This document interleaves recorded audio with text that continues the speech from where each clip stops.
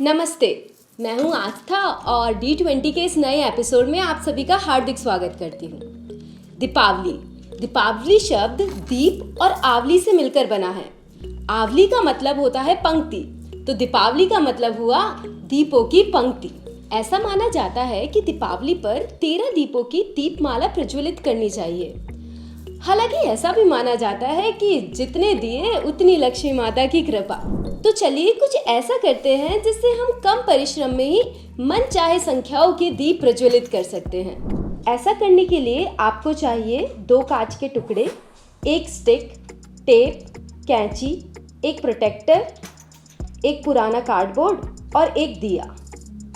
कांच के टुकड़ों को डंडी और टेप की सहायता से कुछ ऐसे जोड़े जिससे कि वह घूम सके और उनके बीच कोई भी कोण बन सके। इसके बाद आप एक पुराने कार्डबोर्ड में लगभग 28 डिग्री का ऐसा एक सेक्टर काट लें। इस सेक्टर को दोनों कांचों के बीच में रखकर ऐसे दोनों कांचों को सेट कर लें और फिर ठीक बीच में यह दिया जला लें।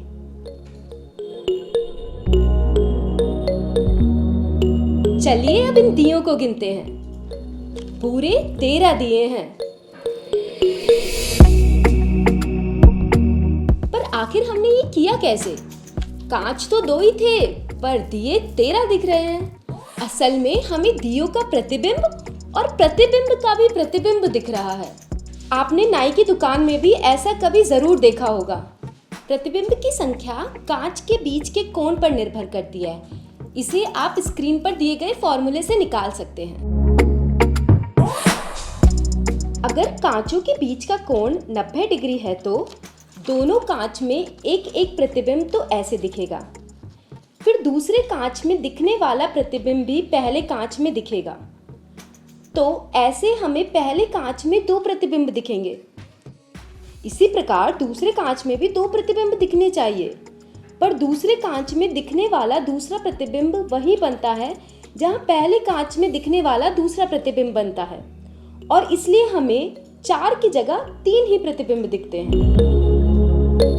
हमने प्रतिबिंब का अनुमान लगाने के लिए परावर्तन का मूल सिद्धांत angle of incidence equal to angle of reflection को ध्यान में रखा है।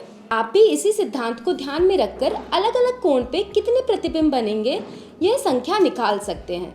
आशा करते हैं कि इस दिवाली आप खूब सारे दिए जलाए और उससे भी कई ज्यादा प्रतिबिंब बनाए। हैप्पी दिवाली।